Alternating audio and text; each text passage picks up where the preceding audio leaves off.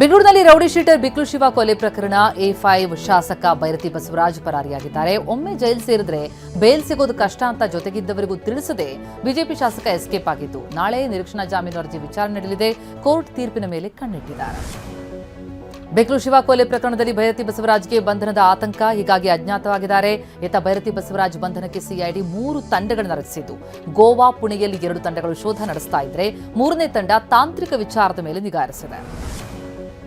ಕುರ್ಚಿ ಕಾಳಗದ ಮಧ್ಯೆ ಡಿಕೆ ಹಾಗೂ ಮಾಜಿ ಸಚಿವ ಕೆಎನ್ ರಾಜಣ್ಣ ಮುಖಾಮುಖಿಯಾಗಿದ್ದು ನಿನ್ನೆ ರಾತ್ರಿ ಬೆಂಗಳೂರಿನಲ್ಲಿರುವ ರಾಜಣ್ಣ ನಿವಾಸಕ್ಕೆ ಡಿಕೆ ಶಿವಕುಮಾರ್ ಭೇಟಿ ಕೊಟ್ಟರು. ರಾಜಣ್ಣ ಮತ್ತು ಡಿಕೆ ಭೇಟಿ ತೀವ್ರ ಕುತೂಹಲ ಮೂಡಿಸುತ್ತಾ ಇದೆ. ಡಿಸಿಎಂ ಡಿಕೆ ಶಿವಕುಮಾರ್ ನಾಳೆ ದೆಹಲಿಗೆ ತೆರಳಲಿದ್ದಾರೆ. ದೆಹಲಿಯಲ್ಲಿ ನೀರಾವರಿ ಇಲಾಖೆಗೆ ಸಂಬಂಧಪಟ್ಟಂತಹ ಸಭೆಗಳ ಹಿನ್ನೆಲೆಯಲ್ಲಿ ದೆಹಲಿ ಯಾತ್ರೆ ಕೈಗೊಂಡಿದ್ದಾರೆ ಎನ್ನಲಾಗಿದೆ. ಈ ವೇಳೆ ಕಾಂಗ್ರೆಸ್ ಹೈಕಮಾಂಡ್ ನಾಯಕರ ಭೇಟಿಗೂ ಡಿಕೆಶಿ ಪ್ರಯತ್ನಿಸಲಿದ್ದಾರೆ ಎನ್ನಲಾಗ್ತಾ ಇದೆ. ಬೆಂಗಳೂರು ವಿಶ್ವವಿದ್ಯಾಲಯ ಜ್ಞಾನಭಾರತಿ ಆವರಣದಲ್ಲಿ ಹಾಸ್ಟೆಲ್ ವಿದ್ಯಾರ್ಥಿನಿಯರು ಪ್ರತಿಭಟನೆ ನಡೆಸಿದರು.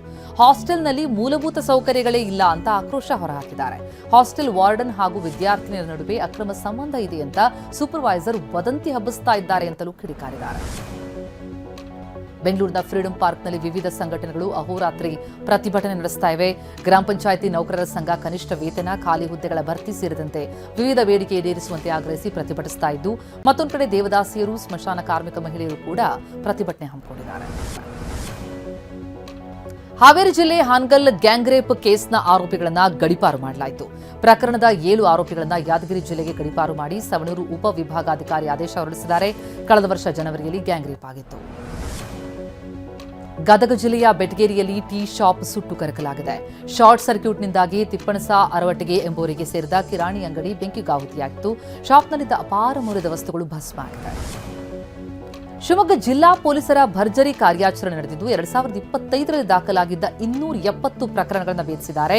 6 ಕೋಟಿಗೂ ಹೆಚ್ಚು ಮೌಲ್ಯದ ಚಿನ್ನಾಭರಣ, ಬೈಕ್, ಕಾರು, ಅಡಿಕೆ ಜಪ್ತಿ ಮಾಡಿದ್ದಾರೆ. ಶಿವಮೊಗ್ಗದ ಡಿಎಆರ್ ಮೈದಾನದಲ್ಲಿ ಎಸ್ಪಿ ಮಿಥುನ್ ಕುಮಾರ್ ವಾರಸುದಾರರಿಗೆ ತಮ್ಮ ವಸ್ತುಗಳನ್ನು ಹಸ್ತಾಂತರಿಸಿದರು. ಚಿಕ್ಕಮಗಳೂರು ನಗರದ ನಾಯ್ಡು ರಸ್ತೆಯಲ್ಲಿ ಹೊಸದಾಗಿ ಹಾಕಿದ ಡಾಂಬರು ಒಂದೇ ದಿನಕ್ಕೆ ಕಿತ್ತು ಬಂದಿದೆ. ಕಳಪೆ ಕಾಮಗಾರಿ ವಿರುದ್ಧ ಸ್ಥಳೀಯರು ಆಕ್ರೋಶ ಹೊರಹಾಕಿದ್ದಾರೆ. ಚಿಕ್ಕಮಗಳೂರು ನಗರದಾದ್ಯಂತ ಲೋಕೋಪಯೋಗಿ ಇಲಾಖೆ ರಸ್ತೆಗಳಿಗೆ ಡಾಂಬರು ಹಾಕಿಸ್ತಾ ಇದ್ದು ಕಳಪೆ ಕಾಮಗಾರಿಯಾಗಿರುವುದು. ವಿಜಯಪುರ ಜಿಲ್ಲೆಯಲ್ಲಿ ಚಳಿಯ ಅಬ್ಬರ ಮುಂದುವರೆದಿದೆ. ನಿನ್ನೆ ವಿಜಯಪುರದಲ್ಲಿ ಅತಿ ಕಡಿಮೆ ಅಂದರೆ 6.9 ಡಿಗ್ರಿ ಸೆಲ್ಸಿಯಸ್ ಉಷ್ಣಾಂಶ ದಾಖಲಾಗಿತ್ತು. ಇವತ್ತು 9.8 ಡಿಗ್ರಿ ಸೆಲ್ಸಿಯಸ್ ಉಷ್ಣಾಂಶವಿದೆ. ಕಳೆದ 20 ವರ್ಷಗಳ ಅಂಕಿಅಂಶಗಳ ಪ್ರಕಾರ ಈ ಬಾರಿ 3ನೇ ಅತಿ ಕಡಿಮೆ ಉಷ್ಣಾಂಶ ದಾಖಲಾಗಿದೆ. ಮೊಟ್ಟೆಯಲ್ಲಿ ಕ್ಯಾನ್ಸರ್ಕಾರಕ ರಾಸಾಯನಿಕ ಇದೆ ಎಂಬ ವದಂತಿಯ ಬೆನ್ನಲ್ಲೇ ಯಾವುದೇ ಆತಂಕ ಅಗತ್ಯ ಇಲ್ಲ ಅಂತ ಭಾರತೀಯ ಆಹಾರ ಸುರಕ್ಷತೆ ಮತ್ತು ಗುಣಮಟ್ಟ ಪ್ರಾಧಿಕಾರ ತಿಳಿಸಿದೆ.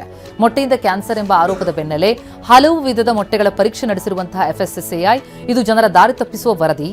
ಈ ಆರೋಪಕ್ಕೆ ಯಾವುದೇ ವೈಜ್ಞಾನಿಕ ಸಾಕ್ಷ್ಯ ಇಲ್ಲ ಅಂತ ಸ್ಪಷ್ಟಪಡಿಸಿದೆ. ದೇಶದಲ್ಲೇ ಮೊಟ್ಟಮೊದಲ ಬಾರಿಗೆ ಯೂಟ್ಯೂಬರ್ ಮನೆ ಮೇಲೆ ಇಡಿ ಅಧಿಕಾರಿಗಳು ದಾಳಿ ಮಾಡಿದ್ದಾರೆ. ಉತ್ತರ ಪ್ರದೇಶದ ಉನ್ನಾವೋದ್ನ ಯೂಟ್ಯೂಬರ್ ಅನುರಾಗ್ ದ್ವಿವೇದಿ ಮನೆ ಮೇಲೆ ಇಡಿ ಅಧಿಕಾರಿಗಳು ದಾಳಿ ಮಾಡಿದ್ದು ಆತನ ಬಳಿಯಿದ್ದ ಐಷಾರಾಮಿ ಕಾರುಗಳನ್ನು ಕಂಡು ಅಧಿಕಾರಿಗಳೇ ಶಾಕ್ ಆದರು. ಜೂಜಾಟದ ಅಪ್ಲಿಕೇಶನ್ಗಳಿಂದ ಹಣ ಗಳಿಸಿದ್ದ ಆರೋಪದಲ್ಲಿ ಅನುರಾಗ್ ದ್ವಿವೇದಿ ಸದ್ಯ ಇಡಿ ಕಳಕ್ಕೆ